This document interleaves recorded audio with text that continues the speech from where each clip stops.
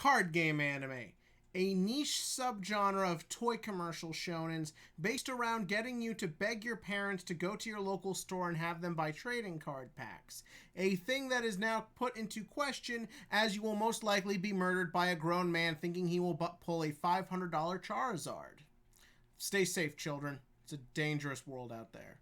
But no, so yeah, I talk about card game anime a lot around here. I mean, I review Card Fight Vanguard and Yu-Gi-Oh! Basically weekly when they're airing. And whenever a new card game anime comes out, I check it out and talk about it. And one anime I liked talking about a lot 2 seasons ago was Build Divide. Yeah, a card game started by Aniplex, getting its own anime, a game most famous for taking the Madoka Magical license away from Weiss Schwartz so they could do a 10-year anniversary set to promote their own game and fuck over the competition.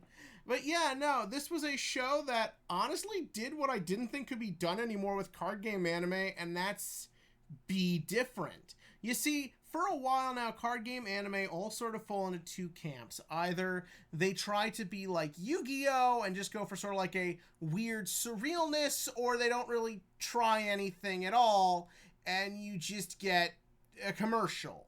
And after getting through one of the most egregious showings of this with Shadowverse, I kind of had lost faith anyone could come up with a unique idea for this genre. Also, before anyone says anything, I know the new Shadowverse anime is good. I'm in the middle of it right now. We're going to talk about that next. Don't worry.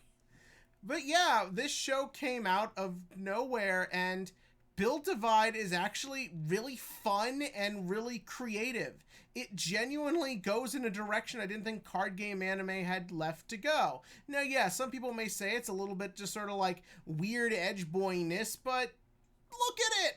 It's pretty, it's fun, the characters are likable enough. I really enjoyed season 1. Unfortunately, when season 2 came out, I got caught up with a lot of other anime and just a lot of life stuff, so I wasn't able to get to it until very recently, but I would still like to talk about it all the same. So from this point forward, I'm going to assume that you have watched Build Divide season 1. If you haven't, go do it. Like I said, it's a lot of fun. But yeah, no, from this point forward, we are just going to talk about Build Divide Season 2. And Build Divide Season 2 has the subtitle of Code White, just like the first season was called Code Black. And the reason for this is because, well, the main character is now Kika. The main Teruto's sister is now the star. And the first thing I noticed was, we haven't done that. We haven't done that in a card game anime. Me and many other people would like a card game anime that's got a girl protagonist. I know there's Whiskroz, which I don't know much about, and I'm probably saying it wrong, but I think that one, to my understanding, is almost more magical girl than card game anime. But yeah, we don't really get this a lot. Female characters having such a strong presence in this show. Plus, the sidekick character from the last season, Hiyori, is also now basically a secondary protagonist and the star in her own right. So yeah, we now have a card game anime being led up by 2 female characters. We're not getting that a lot. That's actually pretty cool. But of course, you could say, oh, it's just a gimmick to get people to watch. What are you going to do with these female characters besides giving them a bath scene in like episode 1? But yeah, no. So, can they make it work? Actually, yeah. Like, Hiyori was already pretty likable, and so the big shtick this season is that it's been 3 years since the events of season 1, and she looks it. She obviously looks a little bit older, but she also looks like she's seen some shit. Like, after season 1, everything went to crap, and she's just been fighting for her life for 3 years, and that kind of goes through with the character. She looks more tough. She looks like she's been through a lot. She's matured. She's grown up, and the show does a great job of showing this. They're no longer making her the bubbly, cute girl to sell merch of her. No, she's genuinely shown to be a lot stronger and braver than she was the last time we met her, so that's great. And how is Kika? Really good. Like, Kika didn't have a ton of character in the last season. She was cool, she was fun, but she was mostly just sort of like a crazy, power-hungry villain. That was her big thing. But in this season, we see, like, as she sort of deals with the guilt from what she did as the king of the city, we see as she kind of, like, learns to accept other people, to go through her guilt, to work through pain. And her friendship with Hiyori is really at the center of this season. And Man, that works. I love it when anime have the ability to take characters who don't have anything in common, but then just make them best friends, and you're just like, yeah, I kind of buy this. I kind of believe that. And that's what they did here. These two have incredible chemistry for two characters who had literally no interaction, like hands off to their actresses who were just like genuinely really good with how they portrayed the characters. And as for everyone else is still pretty good.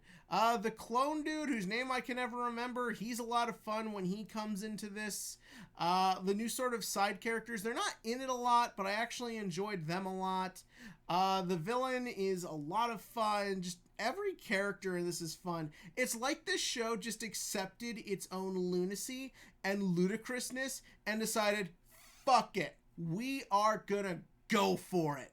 And man, do I appreciate it. Everyone's always giving it 110% effort. The animation is always giving it 110% committing to whatever weird shit it's up to.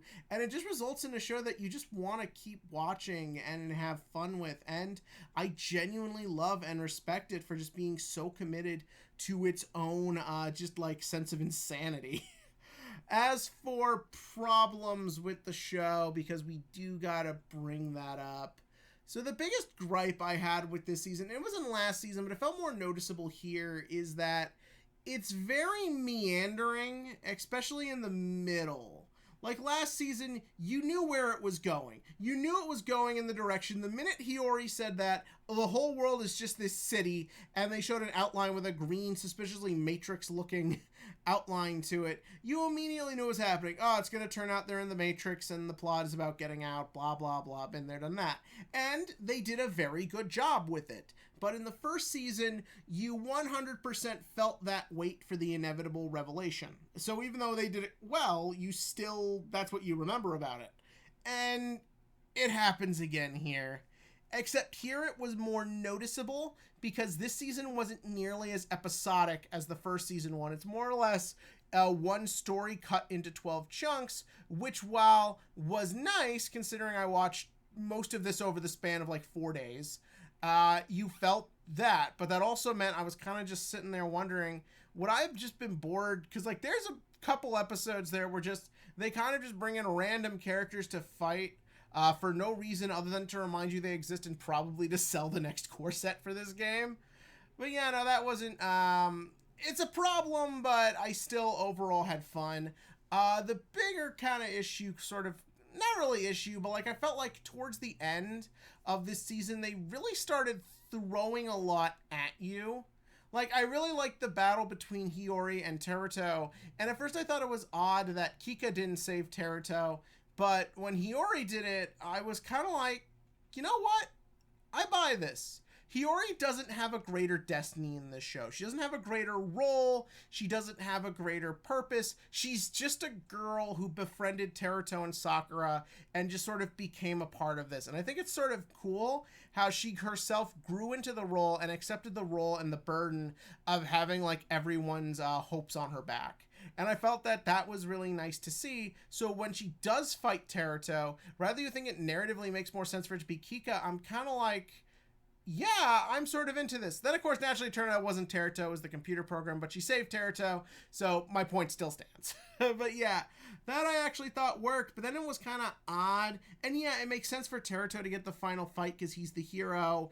And you could make the argument, if you think this is 24 episodes, it was just sort of like the second half was about some of the other characters getting the focus. But it's just sort of weird after not seeing him do anything for like 10 episodes. All of a sudden, he's here to just save the fucking day. I don't know, it was just kind of strange. And then the bad guy starts talking about some weird magical power called Will, and it turns out the guy who looks like the guy from Bleach is actually some sort of interdimensional alien with no physical form who just wanted to be this dude's friend. And there was like an earthquake that killed a bunch of people, and that's why he did this. It was just weird. Like, it just started throwing shit at you.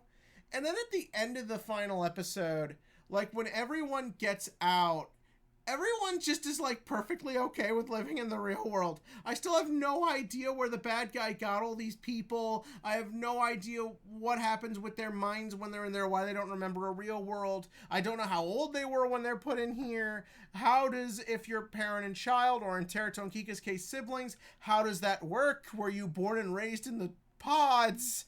It didn't really explain anything, and it's not a problem per se until you have the end there, when you see everyone just adjusted and adapted and the world just accepted them.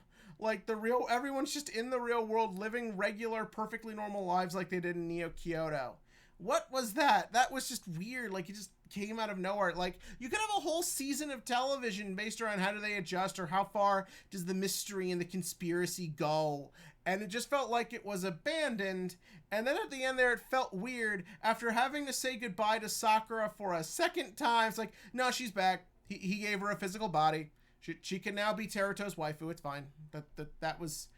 It was, again, none of it's bad, because I like what I'm seeing, but, like, it's just strange, and it just threw everything at you.